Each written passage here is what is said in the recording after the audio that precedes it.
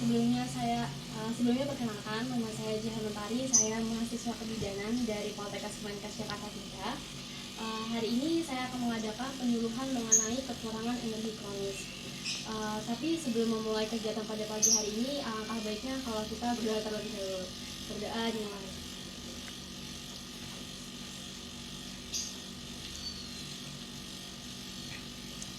Berdoa sampai. Teman-teman gimana kabarnya? Selama pandemi ini ada ngerasa stres kah atau ngerasa makin gemuk kah, makin kurus kah, gimana rasanya? Bisa?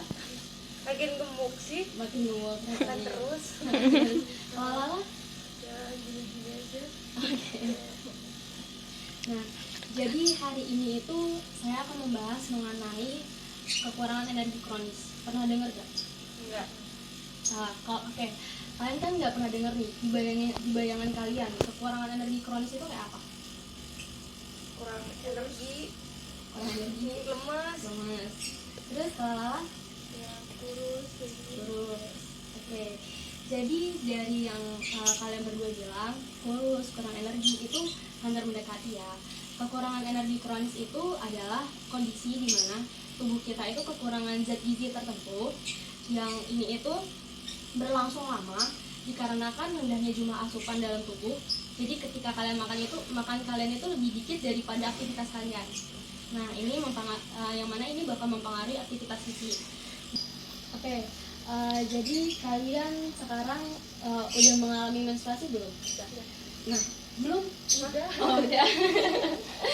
Jadi ketika kalian menstruasi itu kan kalian mengeluarkan darah ya. Nah, sebenarnya pada saat menstruasi itu diharapkan remaja putri minum tablet FE. Pernah dengar tablet FE? Enggak. Pernah dapat tablet tambah darah nggak di sekolah? Enggak. Pernah dapat. Kalau dapat diminum nggak? Kadang-kadang. Kadang-kadang. Nah, kalau Jipa belum pernah dapat ya? Belum. Kalau misalkan sama ngobion gitu minum nggak? Enggak. Oke. Enggak minum tapi tahu. Oke, gitu ya. Jadi ketika kita haid itu sebenarnya kita butuh asupan yang namanya zat besi. Nah, zat besi ini bisa didapatkan dari tablet FE, bisa didapatkan juga dari sayur-sayurannya. Nah, kalau seandainya kita itu kekurangan zat besi dalam tubuh, kita bisa kena anemia. Kalau di bayangan kalian kalau kena anemia, kena aja gitu kan, nggak ada efek apa-apa. Sebenarnya ada efek jangka panjang. Ketika kalian kena anemia, kalian hamil nih. Terus kalian itu ketika melahirkan bisa jadi mengalami perdarahan hebat, bisa menimbulkan kematian juga, dan juga anemia ini bisa bikin kalian keguguran. Pernah ngebayangin sampai ke situ nggak? Nggak pernah dengar sampai ke Saya situ juga. pikiranku kalau anemia cuma pusing. Ya udah gitu doang. Iya. Nah, aku juga baru tahu kan akhir-akhir ini, makanya kita share aja. Nah, makanya kekurangan energi kronis ini jadi masalah yang sebenarnya masyarakat itu nggak tahu, tapi padahal ini tuh penting banget. Karena nih, kalau kalian lihat di sini, penyebab kematian ibu di Indonesia karena KEK itu sebesar 37%. Jadi ketika hamil, terus ataupun ketika melahirkan, kebanyakan ibu yang meninggal 37%-nya itu penyebab tidak langsungnya adalah karena faktor KEK.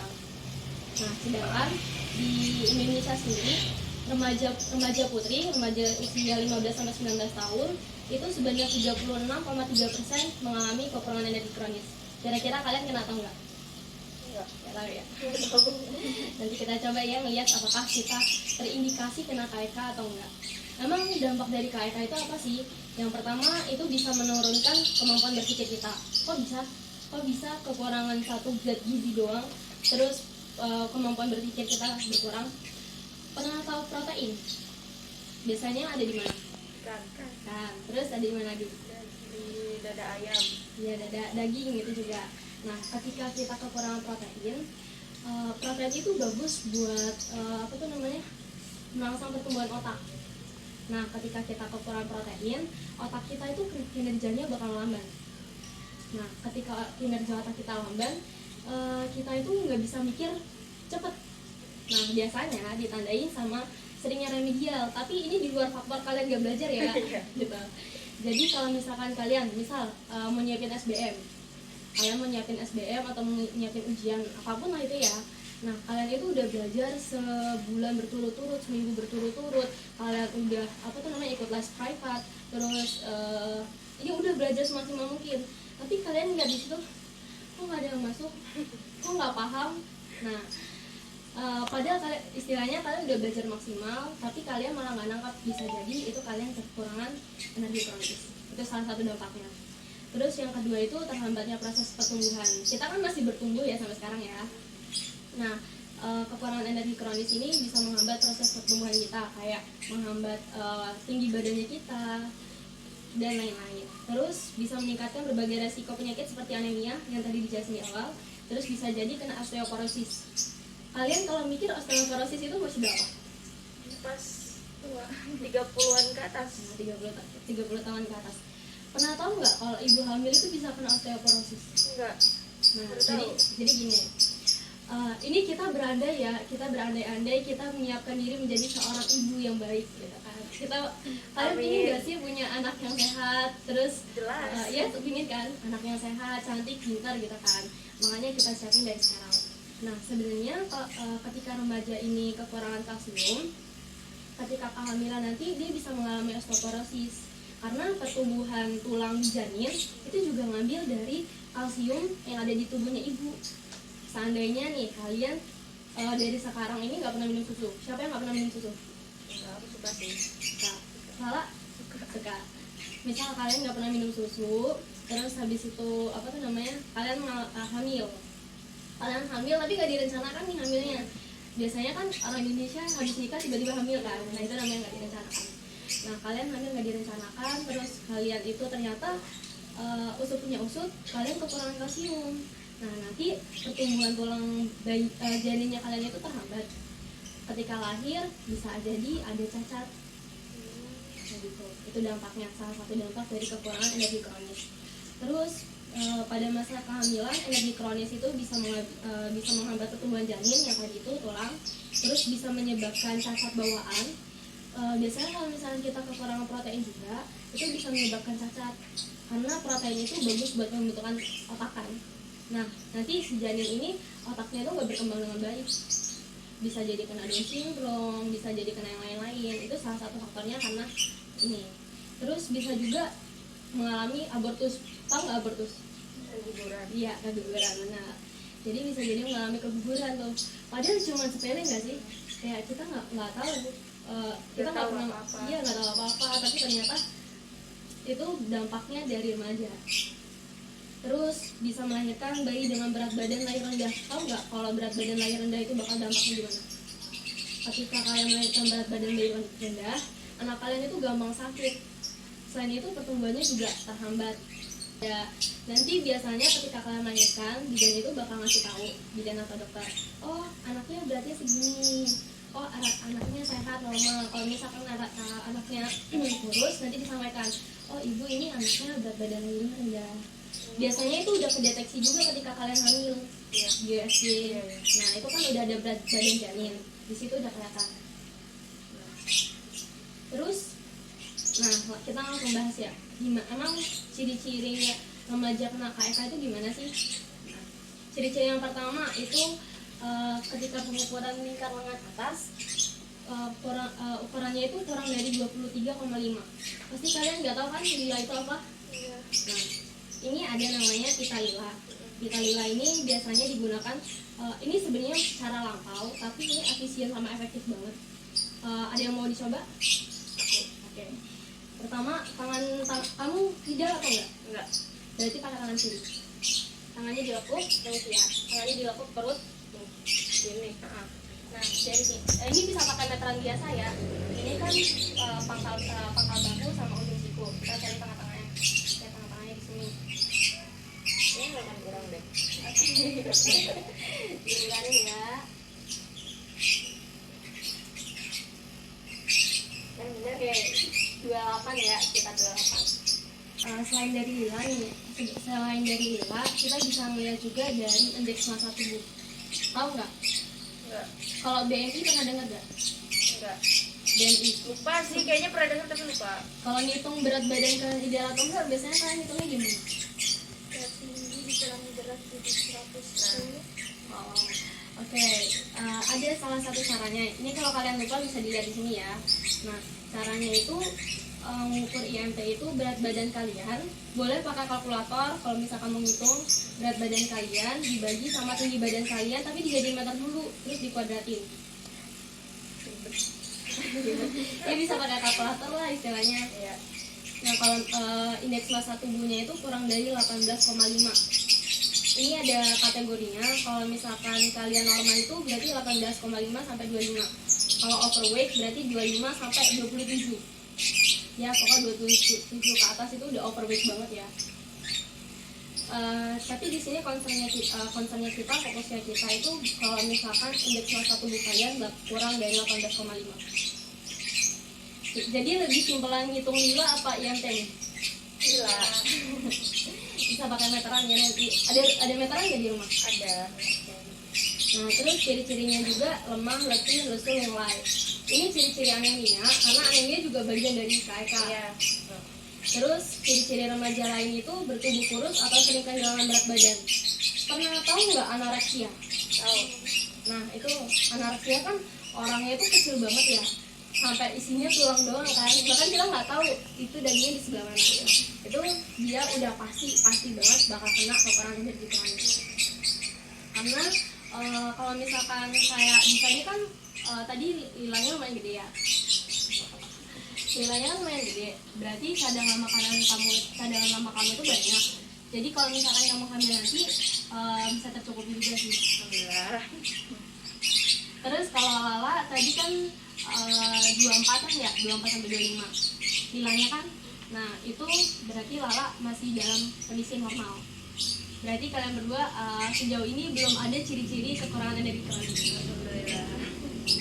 Nah, emang biasanya apa sih yang nyebabin kekurangan energi kronis? Ada 3 faktor utama. Yang pertama citra diri. Maksudnya citra diri ini kalian sering dengar nggak menurut kalian standar kecantikan di Indonesia kayak gimana? Kurus, langsing, terus Mukanya bersih. oke, mukanya bersih, tinggi. Nah, akhirnya gara-gara standar kecantikan di Indonesia itu orang tuh harus kurus, harus langsing, pasti diet. Kalian berdua ada yang diet? Enggak. Ada yang pernah diet? Enggak. Enggak. Ada kemungkinan rencana mau diet? Pengen tapi selalu gagal. Oke. Nah, karena standar kecantikan orang di Indonesia itu adalah kurus, makanya itu menyebabkan dirinya tuh nggak puas.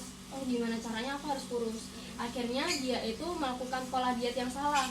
Sebenarnya pola diet di Indonesia anggapannya nggak makan kan ya? Iya. Nggak makan atau makan cuma sayur-sayuran doang kan, nggak makan nasi, nggak makan yang lainnya. Itu salah. Kalau kamu cari di bahasa Inggris, diet itu artinya pengaturan pola makan. Nah, jadi gara-gara mereka pingin diet, pingin kurus, akhirnya mereka mengurangi frekuensi makan. Yang mestinya makan 3 kali sehari nih, makan nasi 3 kali sehari juga, karbohidrat, biar energinya cukup, dia malah makan sekali atau nggak 2 kali. Nah, itu pasti bakal ada kekurangan karbohidrat, kekurangan energi lain. Nah, terus selanjutnya itu adalah faktor ekonomi. Ya, kayak kita tahu ya, kalau misalkan faktor ekonomi, mau jangankan makan daging, makan nasi sama garam aja udah alhamdulillah banget kan. Nah, itu juga kebanyakan kalau misalkan kalian ke daerah terpencil, kalian melihat orang itu kurus-kurus ya. Iya. Ya kan? Nah, bisa jadi orang itu kena kekurangan energi kronis karena asupan gizinya itu nggak mencukupi dalam tubuh. Terus mereka karena faktor ekonomi juga mereka lebih cenderung makan makanan instan. Di sini Diva kemarin nggak pas gak ya? Sama nenek sih. Oh, sama nenek, berarti aman lah ya. Aman. Nah, tapi kalian sering dengar nggak sih kalau misalkan anak ngekos itu makanannya pagi rendang, siang soto, sore malamnya apa lagi tuh? Malamnya ayam bawang dalam bentuk Indomie kan. Nah, sebenarnya pola makan yang kayak gitu itu nggak bagus karena mau gimana juga di Indomie itu lebih banyak garam, padahal ada konsumsi garam, ada kadarnya sendiri di dalam tubuh. Nah, akhirnya gara-gara kebanyakan kayak gitu, proteinnya nggak ada, banyakan garam, kena kolesterol, kena diabetes, tapi proteinnya nggak ada, akhirnya kalau hamil ya balik lagi kayak ke dampaknya tadi, muter terus kan. Iya. Nah sama yang terakhir itu pola makan, ini diet ya. Karena biasanya kalau orang-orang mau kurus, dia itu dietnya cuma makan sayur doang. Padahal sayur itu isinya serat doang kan, Iya. nggak ada karbohidrat kayak di nasi. Nah itu bisa menyebabkan kekurangan energi kronis. Dia bisa lemes karena karbohidrat itu kan biar tubuh kita aktif Ada ya, energi. ada energi benar. Terus sekarang itu pola makannya lebih suka makanan junk food. Iya, siapa yang nggak suka makanan junk food sih? Makanan junk food sama soft drink. Iya. Bayangin ya kalau misalkan aku mau nanya dulu deh, kalian ada yang suka order GoFood? Aku Sehari seminggu berapa kali? seminggu 2 kali lah. Seminggu 2 kali. Lala Ya, atau gara-gara pandemi ini jarang? jarang sih sebenarnya. Jarang. Nah sebenarnya kalau misalnya kita mau order GoFood, kayak misalnya nyebut merek KFC, McD gitu kan, pizza itu nggak masalah, asal dikontrol aja. Karena kalau misalnya terlalu sering, nanti malah nanti karena kebanyakan junk food itu lebih di tubuh kita ngasilnya lemak bukan energi. Iya. Akhirnya kalian gemuk tapi nggak ada energi apa-apa di dalam tubuh kalian, gemuk doang. Nah nanti kalau gemuk doang bisa memicu kolesterol. Nah, makanya balik lagi ketika dia kena kolesterol berarti nanti dia gampang sakit. Kalau misalkan dia tubuhnya lemak doang nggak ada energi lain, ketika hamil ya justru lebih banyak komplikasinya, perdarahan. Iya, kalau biasanya kalau misalnya di perdarahan itu bahaya ya, karena bisa menyebabkan kematian. Nah kayak gitu. Terus gimana sih caranya kita ngatur pola makan nih biar kita itu nggak kena KEK? Pernah dengar 4 sehat 5 sempurna? Ya. Di buku-buku SD, SMP ada Ya. semua kan? Ada. Sebenarnya itu sekarang udah dihapus, udah salah. Jadi soalnya udah ada penggantinya, karena 4 sehat 5 sempurna itu dianggap gak relevan. Kayak itu udah harus 4 sehat 5 sempurna, ada yang ingat apa aja? Enggak. Karbohidrat, protein. Nah tapi masalahnya itu 4 sehat 5 sempurna itu kan salah satunya ada susu ya. Nah sebenarnya susu itu termasuk zat gizi mikro, artinya dibutuhkan dalam jumlah yang kecil dalam tubuh. Nah kalau misalkan kebanyakan juga nggak bagus, kalau kekurangan juga nggak bagus. Makanya 4 sehat 5 sempurna itu dianggap gak relevan. Kalau kalian nemu adik kalian terus di buku IPA-nya masih ada 4 sehat 5 sempurna, tolong bilang ke gurunya, ibu 4 sehat 5 sempurna udah nggak berlaku gitu ya. Sekarang diganti jadi prinsip gizi seimbang. Pernah dengar nggak pedoman gizi seimbang? Pernah tapi enggak terlalu dengerin gitu. Cuma tahu doang ya, ada prinsip gizi seimbang. Nah, prinsip gizi seimbang ini ada 4 prinsip. Yang pertama, konsumsi makanan beragam. Kenapa kok konsumsi makanan beragam? Sambil lihat di sini ya. Jadi, kalau kita konsumsi makanan beragam itu kita nggak perlu khawatir. Kita nggak punya protein, kekurangan protein, atau enggak kalau kalian diet isinya sayur sama buah doang, aduh kita nggak ada karbohidrat dong sama ini, nggak ada protein dong sama ini. Makanya biar mengatasinya itu lebih simpelnya kita makan makanan yang beragam. Nah ini ada prinsip namanya piring makan tuh. Jadi kalian bayangin piring, di dalam piring itu kalian bagi 2, sebelah kanan sama sebelah kiri. Nah sebelah kirinya itu nanti kalian isi 2/3 itu makanan pokok, itu kayak beras, bukan beras sih, nasi ya kan, nggak mungkin kita makan beras, nasi, kentang, jagung kayak gitu ya. Terus sisa dari separohnya itu diisi lauknya yang beragam aja, bisa masukin ikan, bisa masukin tempe, ayam, tahu, telur gitu kan. Nah kalau kayak gitu kan berarti kalian udah dapet nih karbohidrat sama protein, kalian gak usah khawatir. Separohnya lagi kalian bagi 2 lagi, sepertiganya itu buah-buahannya bisa 2-3 porsi, bisa 2 sampai dalam sehari ya bisa 2 buah atau 1 buah gitu, nggak masalah. Nah terus sayurannya itu 3-4 porsi. Nah kalau misalkan di dalam piring kalian udah ada sayur, berarti udah ada serat ya, udah ada mineral gitu kan, udah ada mineral, udah ada buah, misal alpukat kan mengandung lemak jenuh, alpukat, terus habis itu ada ayam, ada karbohidrat. Udah, kalian gak usah khawatir kalian kekurangan zat gizi tertentu, karena kalian dalam makan aja udah beragam gitu kan, udah tercukupi.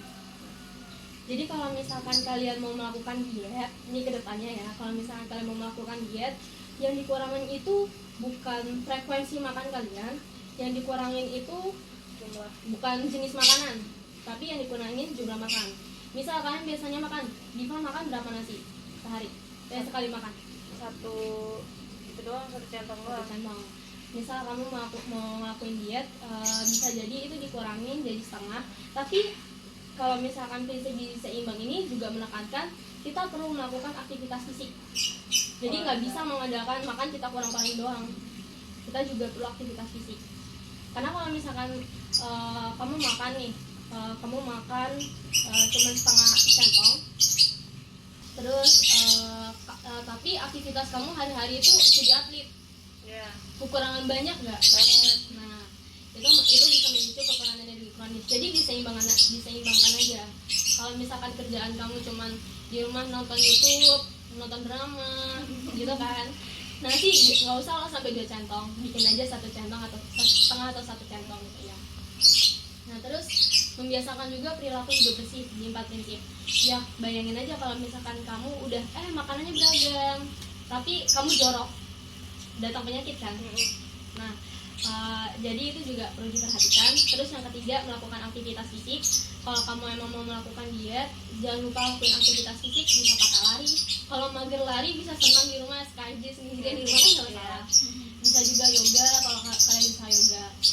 Yang kalau misalkan kalian nggak mau diet juga, nggak mau mengurangi berat badan, tetap perlu lakuin aktivitas fisik ya. Bisa dengan nyapu itu kan ngeluarin keringat ya. Itu jadi ngebantu juga buat dia pemasukan energi kamu sama pengeluarannya itu seimbang.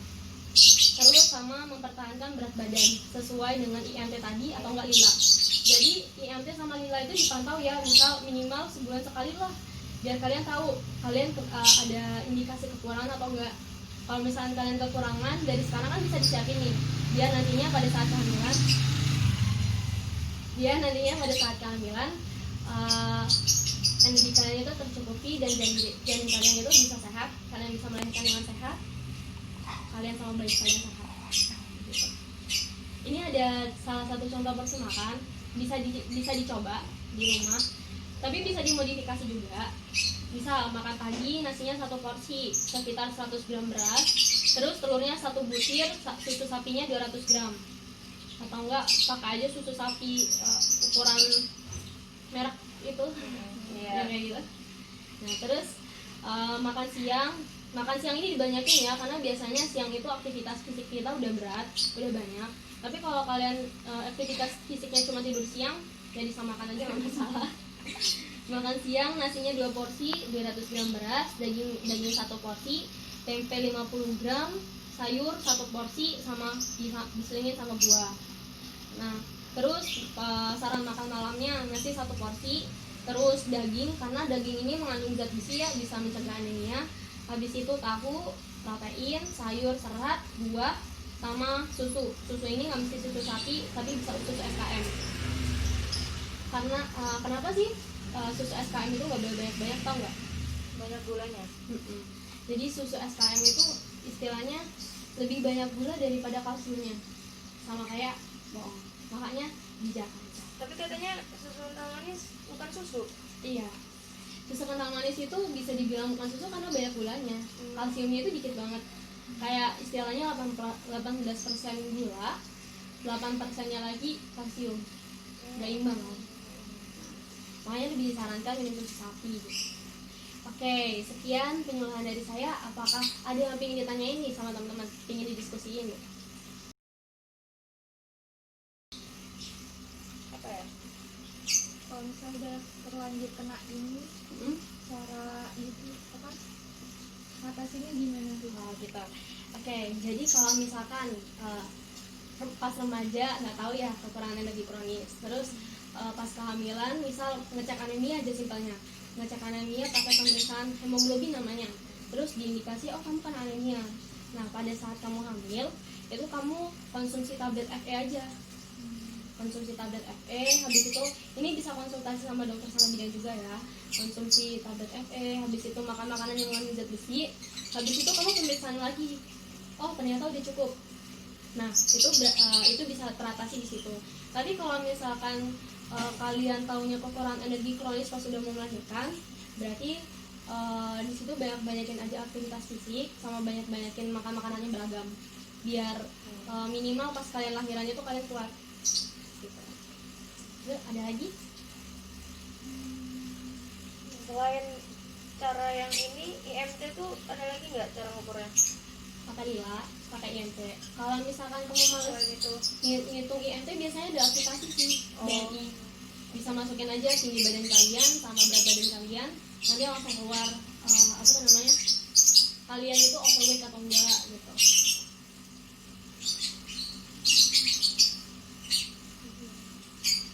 Ya, ada lagi. udah apa dia mau nanya apa?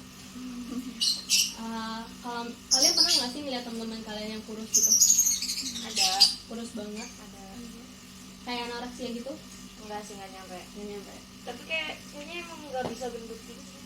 Oh iya, jadi kalau misalkan kurus ini, ya kita nggak bisa sembarangan ngejudge ya. Iya. Kayak kan nggak mungkin gitu ya, tiba-tiba ada orang lewat kayak bisa jadi karena genetik. Jadi dilihat dulu apakah ada faktor genetik di situ atau enggak.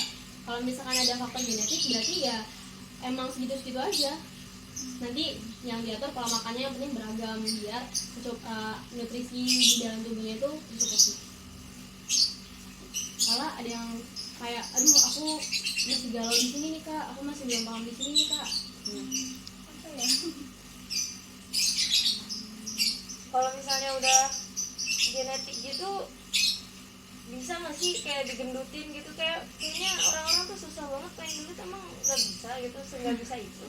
Kalau misalkan faktor genetik itu udah susah ya diubah, karena genetik itu kan dari awal ya gitu-gitu aja, Iya. nggak bisa bakal berubah lagi ke depannya. Kalau misalkan dia mau gemuk bisa, itu ada salah satu olahraga yang emang itu fokus buat ngegemukin badan. Nah mungkin bisa diikutin kayak gitu, karena kalau misalkan pakai olahraga sama ngatur pola makan nih bareng lagi, olahraga sama ngatur pola makan, nanti dia itu bisa kurus lagi, tapi dia juga bisa ngegemukin dirinya lagi. Gitu. Pernah dengar nggak Apa? yang olahraga naikin berat badan? Enggak. Kalian pernah lihat filmnya Imperfect nggak, penyanyi Jessica Tahu, Mila? iya.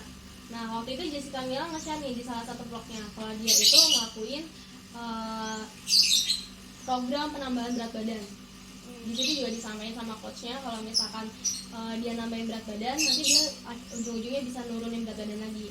Karena yang dimakan juga makan makanan sehat, ada pola makan aturannya, dan nggak makan junk food. Kalau kita kan, kalau kita mau menggemukkan badan nih, pasti mikir, oh kalau gitu banyak-banyakin aja makan KFC, Iya. banyak-banyakin aja makan apa nih, pizza, burger gitu kan.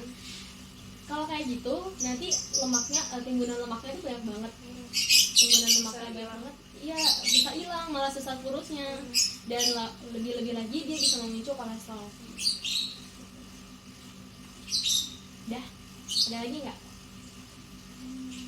Udah. Setelah melakukan penyuluhan yang disusul oleh kegiatan tanya jawab, selanjutnya adalah memaparkan hasil evaluasi penyuluhan mengenai topik materi kekurangan energi kronis. Evaluasi ini dilakukan melalui G-Form, dan berikut adalah hasil evaluasi untuk mengukur seberapa paham responden mengenai penyuluhan yang disampaikan.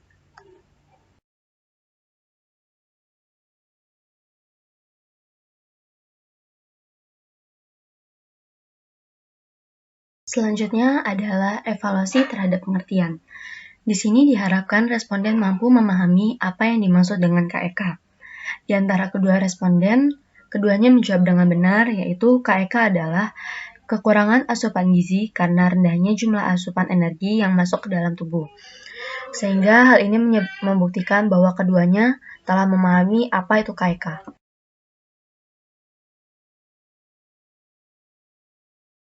Selanjutnya adalah menguji pemahaman terhadap penyebab. Diharapkan di sini para peserta mampu memahami mengenai apa penyebab dari KEK.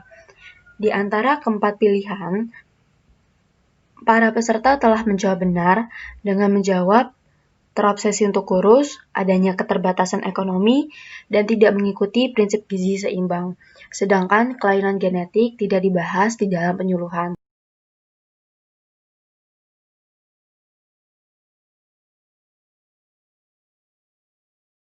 Selanjutnya adalah pemahaman responden terhadap dampak dari KEK. Di sini diharapkan para responden telah memahami apa saja dampak-dampak dari KEK. Di antara pertanyaan berikut manakah dampak-dampak dari KEK? Para peserta telah menjawab 3 jawaban yang benar dengan cara melakukan checklist. Jawaban yang benar adalah mudah terserang penyakit seperti anemia dan osteoporosis, ketika hamil mengalami keguguran atau abortus, serta cacat bawaan, menyebabkan kematian ibu dan anak. Sedangkan untuk jawaban obesitas dan menyebabkan kolesterol tidak di checklist, karena kedua hal tersebut tidak termasuk ke dalam dampak-dampak dari KEK. Hal ini membuktikan bahwa kedua responden telah memahami apa saja dampak dari KEK. Di evaluasi selanjutnya dilakukan evaluasi terhadap pemahaman para responden mengenai prinsip gizi seimbang. Di antara 6 kolom yang tersedia, para peserta telah mampu memilih 4 prinsip gizi seimbang yang benar, yaitu mengkonsumsi makan makanan beragam, melakukan aktivitas fisik, menjaga perilaku hidup bersih dan sehat, serta mempertahankan berat badan ideal sesuai dengan IMT. Sedangkan 2 pilihan yaitu mengutamakan minum susu daripada air putih, serta rutin mengkonsumsi makanan junk food tidak dipilih karena tidak termasuk ke dalam prinsip gizi seimbang. Hal ini membuktikan bahwa kedua responden telah memahami betul apa saja 4 prinsip gizi seimbang yang perlu diterapkan oleh mereka. Selanjutnya adalah evaluasi terhadap kegiatan penyuluhan itu sendiri. Pertanyaan pertama adalah apakah penyampaian dilakukan dengan jelas? Di sini terdapat pilihan jawaban ya atau tidak. Namun kedua responden mengatakan bahwa penyampaian dilakukan dengan jelas dengan mengeklik jawaban ya. Pertanyaan selanjutnya adalah apakah kamu akan menerapkan prinsip gizi seimbang? Dan kedua peserta memilih pilihan ya. Yang artinya dari penyuluhan ini, mereka sudah mengerti mengenai manfaat gizi seimbang, terutama pada masa remaja mereka. Selanjutnya adalah pertanyaan mengenai apakah kamu akan menjaga pola makan kamu? Di antara ketiga jawaban, yaitu ya, tidak, dan mungkin, masing-masing responden memiliki jawabannya masing-masing. Ada yang menjawab mungkin dan ada yang menjawab ya. Bagi yang menjawab ya, berarti remaja tersebut telah mengetahui bahwa jika remaja tersebut tidak menjaga pola makan, dampaknya akan berdampak pada dirinya secara jangka panjang. Sementara bagi remaja yang menjawab mungkin ada faktor-faktor yang mempengaruhi mengapa remaja tersebut tidak langsung menerapkan pola makan yang baik. Tapi tidak menutup kemungkinan di kedepannya remaja tersebut akan menerapkan pola makan yang benar, yang sesuai dengan gizi seimbang, sehingga diperlukan penyuluhan lebih lanjut dan diperlukan follow up. Pertanyaan terakhir adalah, setelah mendengarkan penyuluhan tersebut, apakah pemahaman kamu bertambah? Di antara jawabannya tidak dan mungkin, kedua responden sepakat memilih jawabannya, yang artinya pemahamannya bertambah. Sehingga diharapkan penyuluhan yang dilakukan mengenai kekurangan energi kronis ini dapat menurunkan angka kematian ibu dan anak, serta dapat menurunkan angka remaja atau wanita usia subur yang mengalami kekurangan energi kronis. Sejauh ini beneran udah paham? Oke, alhamdulillah kalau kayak gitu. Terima kasih atas partisipasinya hari ini. Semoga ilmu yang didapatkan bisa bermanfaat buat kalian. Kalau saatnya bawa pulang aja nggak masalah buat kalian. Wassalamualaikum warahmatullahi